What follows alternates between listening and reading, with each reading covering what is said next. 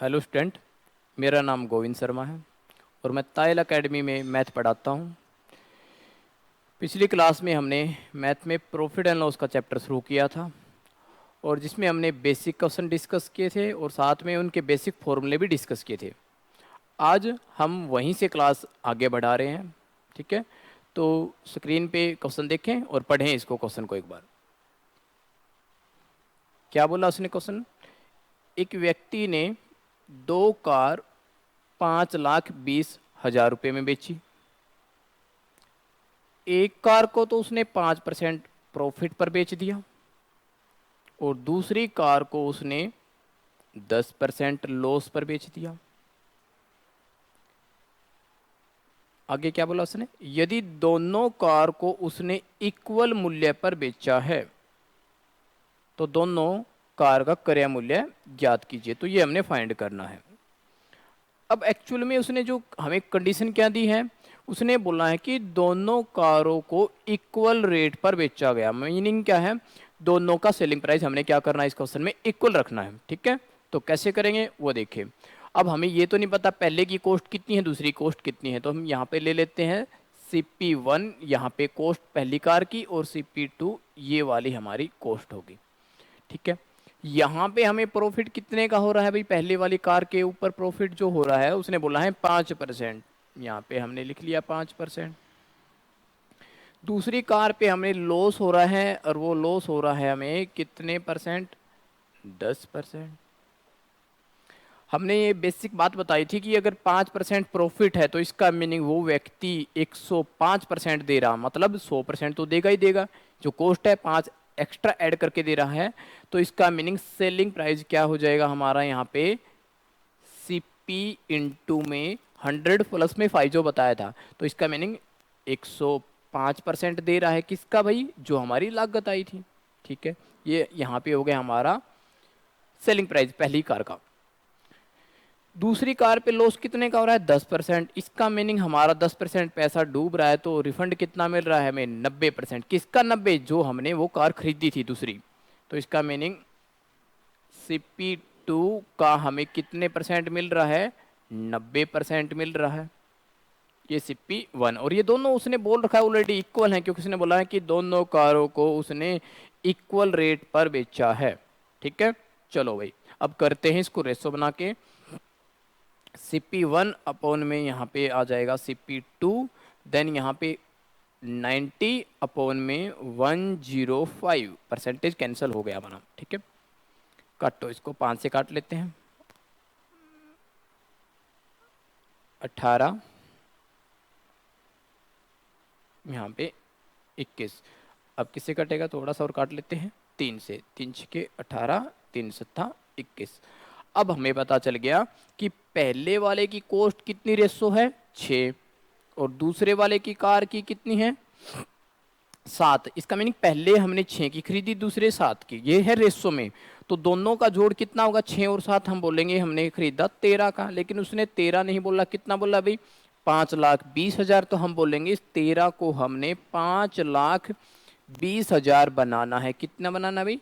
5,20,000 बनाना है। तो किससे गुना होगी? यहीं से डिवाइड करो, 13 चौके 52, कितनी जीरो? 3 जीरो। तो इसका मीनिंग ये चीज कितने गुना होगी? 40,000 गुना होगी। तो हर चीज कितनी गुना होगी? 40,000 गुना, क्योंकि इन दोनों का टोटल को अगर हमने 40 गुना किया है तो ये भी किससे गुना होगा? 40,000 से गुना हो जाएगा, और ये वाला नीचे वाला भी किससे गुना हो जाएगा? 40,000 से गुना हो जाएगा। तो इसका मीनिंग 6 चौका 24, 2,40,000 रुपये की तो हमने पहली कार खरीदी, और 2,80,000 की हमने दूसरी कार खरीदी। बातें क्लियर? ठीक है, नोट करें एक बार क्वेश्चन को। तो हमने समझ में आया कि यहाँ पे इक्वल क्या करना? Selling price. जो पिछले वाले क्वेश्चन में क्या बोला था कि ना प्रॉफिट और ना लॉस, उस कंडीशन में हमने वहां के प्रॉफिट और वहां के लॉस को हमने क्या किया था? इक्वल। ठीक है, और आज वाले क्वेश्चन में क्या चेंज है? यहाँ पे उसने इक्वल करने के लिए क्या बोला है? Selling price. ठीक है, नोट करें एक बार।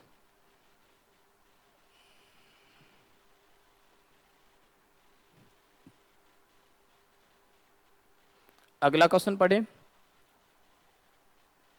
अगला क्वेश्चन सेम ही क्वेश्चन है कि एक व्यक्ति ने दो कार कितने की खरीदी 5,65,000 की, ठीक है। पहली कार को उसने बेचा है 14 - 2/7% प्रॉफिट पर, यहां फ्रैक्शन में थोड़ा सा इस चीज को ध्यान रखेंगे।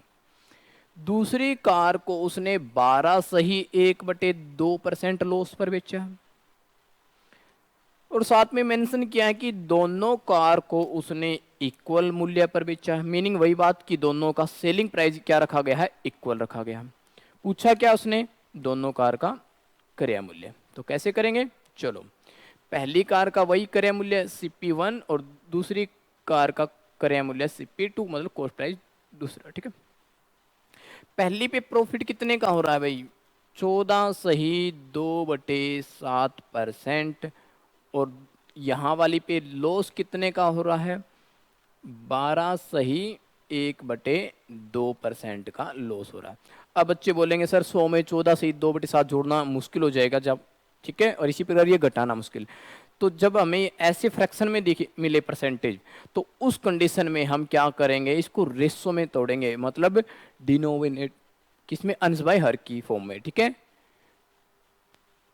कैसे भाई इसको सोल्व करें, 14 - 2/7 का मीनिंग हो गया 1/7, और इस 12 - 1/2% का मीनिंग हो गया 1/8। और हम बात कर रहे थे यहाँ पे जो डिनोमिनेटर कितना है भाई 7, यहाँ पे 8, ये किसको डिनोट कर रहा है, कॉस्ट प्राइस को, किसको डिनोट कर रहा है, कॉस्ट। और जो ऊपर बैठा है न्यूमिनेटर में वो क्या किसको डिनोट कर रहा है, प्रॉफिट है तो प्रॉफिट को, और लॉस है तो लॉस को डिनोट कर रहा है, ठीक है। प्रॉफिट को हम इंडिकेट किससे कर रहे हैं, प्लस से, और लॉस को किससे इंडिकेट कर रहे हैं, माइनस से। तो इसका मीनिंग यहाँ पे क्या है भाई, 7 वाली चीज के ऊपर 1 का लाभ, तो इसका मीनिंग 7 वाली चीज के वो क्या ले रहा है, अपने से 8 ले रहा है, कितने ले रहा है, 8। तो हम बोलेंगे हमारी जो भी यहाँ पे कॉस्ट आई थी उसका हमें वो क्या दे रहा है, मतलब 7 वाली चीज का 1 ज्यादा, मतलब हमें वो उस चीज का कितने गुना दे रहा है भाई, 8/7 गुना। ये बातें क्लियर होगी, चलो भाई इक्वल, क्योंकि यहाँ वाला सेलिंग प्राइस और यहाँ वाला सेलिंग प्राइस बराबर है। यहाँ वाली CP ये होगी 2, इस वाली चीज का हमें कितना दे रहा है, मतलब 8 वाली चीज पे 1 का लॉस हो रहा है, तो इसका मीनिंग 8 वाली चीज का हमें कितने टाइम्स दे रहा है, वो 7/8 टाइम्स। ये बातें क्लियर होगी, ठीक है। देन अगला स्टेप वही अपना भाई, CP1 अपॉन में CP2, क्रॉस मल्टीपल करेंगे, 7 की गुणा वहां पे हो जाएगी 49, और 8 गुणा 8 की ना जाएगा 64। अब हमें पता चल गया कि पहले वाले की कॉस्ट ये है, दूसरे वाले की कॉस्ट ये है, दोनों को जब ऐड करेंगे तो कितना ऐड हो गया भाई, 9 और 4 13, 6 और 4 10 और 1 11, मतलब 113। लेकिन हम बात कर रहे हैं दोनों को उसने 113 की नहीं खरीदा, उसने खरीदा कितने का है भाई, 5,65,000 रुपए में। तो 113 पंजे कितने होते हैं, 565, कितना होते हैं 565, कितनी जीरो हैं, 3 जीरो। इसका मीनिंग हर चीज कितने टाइम्स होगी भाई, 5,000 गुना, और ये 5,000 गुना है तो ये वाला भी किससे गुना हो जाएगा, 5,000 गुना, और इसके नीचे वाला भी किससे गुना हो जाएगा भाई, 5,000 टाइम्स हो जाएगा, ठीक है। करो भाई सोल्व, यहाँ पे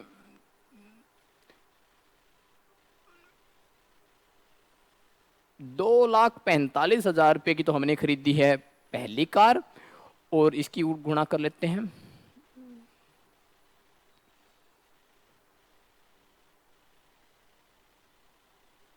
3,20,000 की हमने खरीदी है दूसरी कार। दोनों बातें क्लियर होगी, ठीक है। नोट करें भाई, अब की बार देखो पीछे वाले क्वेश्चन और इस वाले क्वेश्चन में साथ के साथ बताता हूँ क्या चेंज आया था। वहां पे जो परसेंटेज थी वो एक नेचुरल नंबर में थी, और यहाँ पे परसेंटेज हमें जो दे रखा है वो एक फ्रैक्शन में दे रखा है। जब जब फ्रैक्शन में दे रखा हो तो वहां पे 100 प्लस या माइनस मत करियो, वहां पे हमने करना क्या है, उसको एक डिनोमिनेटर की फॉर्म, मतलब अंश बाय हर की फॉर्म में तोड़ेंगे, ठीक है भाई। और नीचे जो बैठा है वो किसको डिनोट करता है, हमारी कॉस्ट को, और जो ऊपर है हर में वो किसको डिनोट कर रहा है, प्रॉफिट या लॉस को, ठीक है। चलो नोट करें एक बार भाई,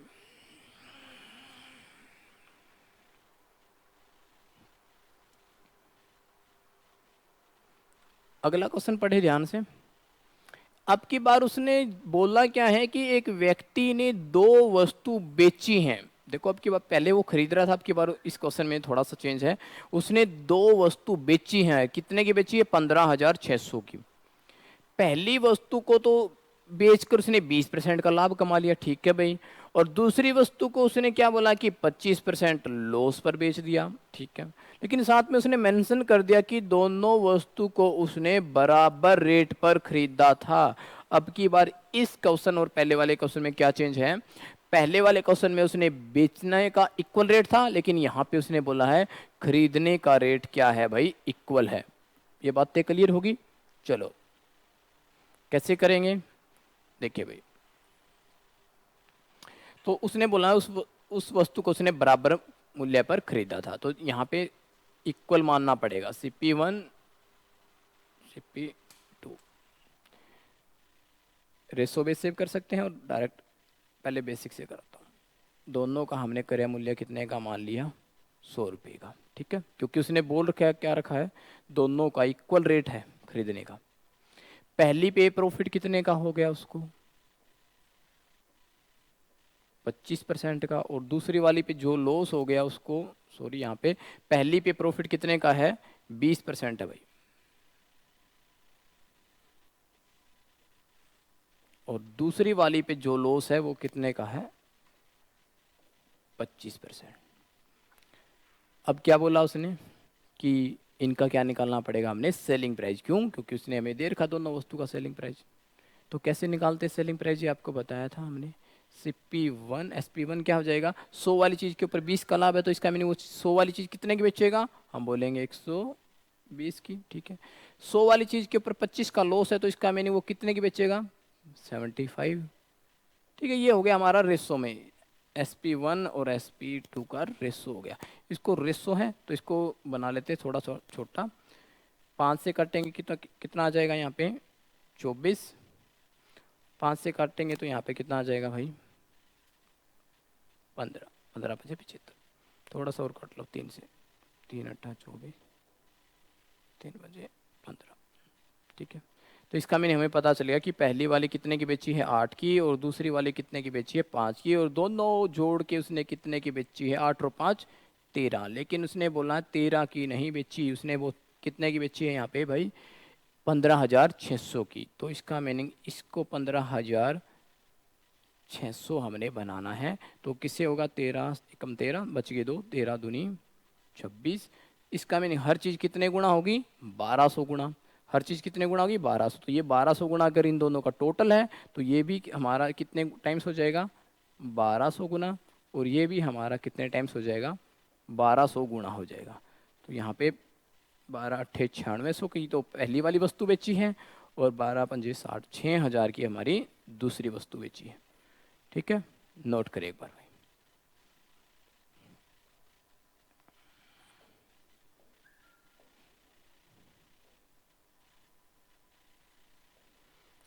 अगला क्वेश्चन पढ़े भाई। देखो ये क्वेश्चन बहुत बार आपको देखने को मिलेगा भाई SSC के एग्जाम में। बहुत इंपॉर्टेंट क्वेश्चन है, एक बार ध्यान से पढ़े। एक्चुअली यहाँ पे क्या बोला उसने कि दो वस्तु को उसने क्या बेचा है? 2,40,000 रुपये बेचा प्रत्येक को। मतलब दोनों वस्तु को इक्वल रेट पर बेचा है और प्रत्येक का क्या है? 2,40,000। बोलना क्या है? पहली वस्तु को बेचने पे 20 का लाभ हो गया, 20%। और दूसरी वस्तु को बेचने पर उसको क्या हो गया? 20% का लॉस। और पूछा क्या उसने कि ज्ञात कीजिए ओवरऑल क्या हुआ, प्रॉफिट या लॉस। अब बच्चे बोलेंगे 20 का लाभ कमा लिया, 20% का क्या हो गया भाई? लॉस हो गया। तो सोचेंगे भाई 20 का लाभ 20 की हानि, तो इसका मीनिंग ना तो प्रॉफिट ना लॉस, इसका मीनिंग ओवरऑल ना प्रॉफिट ना लॉस। और ऑप्शन मिलेगा वहां पे तो बच्चा वहीं पे लगाएगा कि ना प्रॉफिट हुआ ना लॉस। लेकिन यहाँ पे बात ध्यान रखने की क्या है? दोनों को इक्वल रेट पर बेचा गया है। अगर इक्वल रेट पे खरीदा होता उस केस में, अगर ये बोलता ना कि 20 का लाभ 20 की हानि, तब हम कह सकते थे कि ना लाभ हुआ ना हानि। लेकिन यहाँ पे चीज क्या है? सेलिंग प्राइस क्या है? इक्वल है। तो आपको इसका पहले बताऊंगा कि बना कैसे है शॉर्ट फॉर्म इसकी। पहले इसको बेसिक से करेंगे और उसके बाद इस ऐसे क्वेश्चन जब भी आएंगे तो वहाँ पे एक सिंपल सा याद रखना कि शॉर्ट ट्रिक कैसे बनेगी उसकी, और उसी को मैं एक्सप्लेन करूंगा कि वो चीज़ कैसे हुई है, ठीक है। आप इसको भूल जाओ थोड़ी देर के लिए कि 2,40,000 यहाँ पे कोई भी अमाउंट है, अमाउंट का यहाँ पे कोई रोल होगा ही नहीं, ठीक है। आप सिर्फ ये देखें कि पहली पे लाभ कितने का कमाया है? 20 का, और दूसरी पे हानि 20% की, ठीक है। तो कैसे करेंगे? प्रॉफिट कितने का है? 20% का। लॉस कितने का है? 20% का, ठीक है। हम बात कर रहे हैं अब हम यहाँ पे बात करेंगे 20% का प्रॉफिट, मतलब इसको जब रेशो में तोड़ेंगे तो 1/5 और इसको भी तोड़ेंगे 1/5। अब ये 5 किसको डिनोट कर रहा है यहाँ पे, क्रय मूल्य को, और ऊपर जो बैठा वो किसको डिनोट करेगा, प्रॉफिट को प्लस से, और यहाँ पे लॉस को किससे इंडिकेट करेंगे, माइनस से। तो रेशो बनाएंगे इसकी टेबल, सीपी कितने का, कॉस्ट प्राइस कितने का, 5 का, 5 वाली चीज के ऊपर 1 का लाभ, तो कितने की बेचेगा, हम बोलेंगे यहाँ पे 6 की।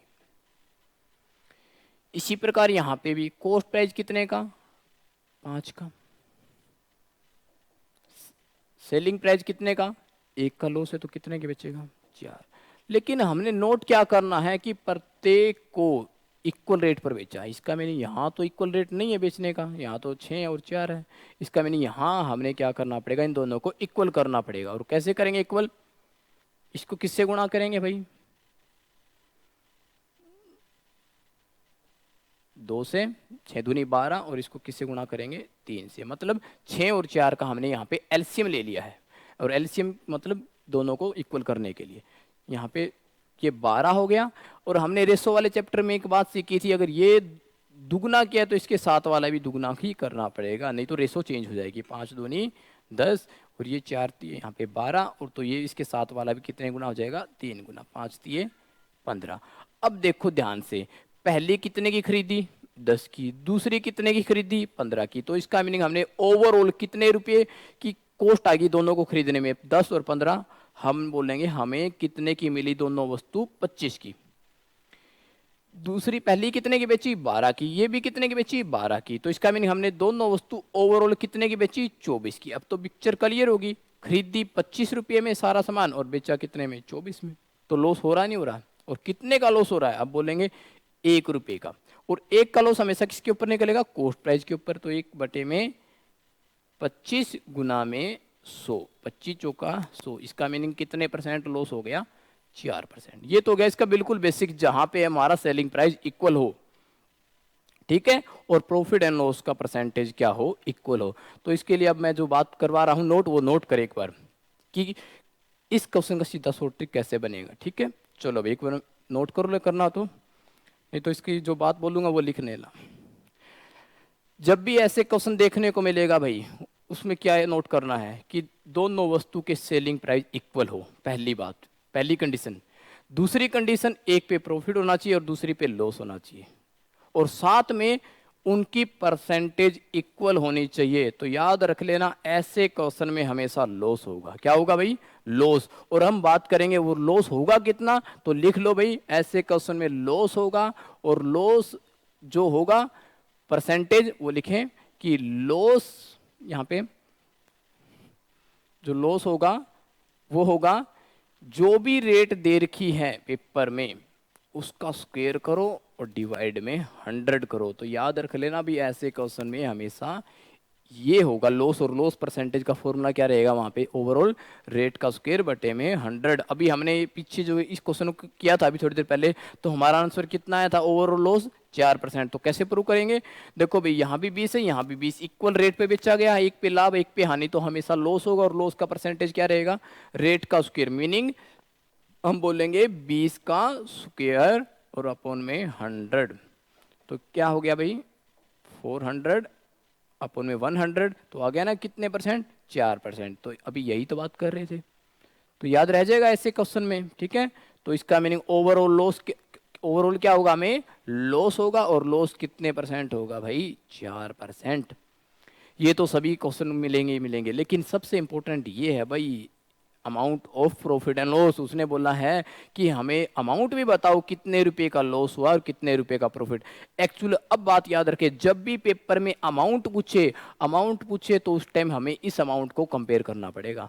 अगर हमें अमाउंट नहीं पूछा, सिर्फ पूछा कितने परसेंट प्रॉफिट और कितने परसेंट लॉस, तो वहां पे याद रख लेना कभी भी रियल डाटा की कभी जरूरत नहीं पड़ेगी। अगर हमें ओवरऑल क्या पूछा उसने, परसेंटेज पूछी है, तो क्वेश्चन में कभी भी जहां पे रुपए लिख के उसकी कभी जरूरत ही नहीं पड़ेगी, याद रख लेना। ठीक है, लेकिन अब जरूरत पड़ेगी क्योंकि उसने अमाउंट पूछी है, और पूछा क्या है, लॉस की अमाउंट। एक बात बताओ आप, कितने परसेंट लॉस हो गया, ओवरऑल 4। इसका मीनिंग बंदे ने हमारे को 4% कम दिए हैं, तो 100 वाली चीज के उसने कितने दिए हैं, 96। कितने दिए हैं, हम बोलेंगे सेलिंग प्राइस उसने हमें कितना दिया, दोनों वस्तु का 96 रेशो। लेकिन दोनों वस्तु को एक्चुअल में उसने रुपए कितने वसूल किए हमने से, 2,40,000 एक, 2,40,000 की दूसरी, इसका मीनिंग 48, 4,80,000। ये 4,80,000 कहां से आया भाई, दोनों का सेलिंग प्राइस जोड़ दिया, SP1 और SP2, ठीक है। और 96% किसको इंडिकेट कर रहा है, 4,80,000। हमने क्या निकालना है, अमाउंट ऑफ लॉस, लॉस की अमाउंट, और लॉस कितने परसेंट है, 4, इसका मीनिंग हमें वैल्यू किसकी चाहिए भाई, 4% की। तो लिखें 4,80,000, गिवन क्या है नीचे 96, और फाइंड क्या करना है 4, ठीक है। 4 से कटोगे 24, 24 दूनी 48, इसका मीनिंग उस व्यक्ति को ओवरऑल लॉस कितने का हो गया भाई, 20,000 का। याद रह जाएगा। अगर सिर्फ ये पूछा जाए ओवरऑल प्रॉफिट एंड लॉस का परसेंटेज, तो याद रख लें उसके लिए सिर्फ शॉर्ट ट्रिक ये रहेगी भाई, लॉस परसेंटेज इक्वल रेट का स्क्वायर बटे में 100, ठीक है भाई। बाकी क्वेश्चन हम बाद में करेंगे। और भाई इस चैनल को लाइक एंड शेयर करें और साथ में सब्सक्राइब करें, ताकि जैसे ही नेक्स्ट क्वेश्चन मिले, मतलब नेक्स्ट वीडियो मिले, तो आप वहां से इसको देख पाए, ठीक है। थैंक यू भाई।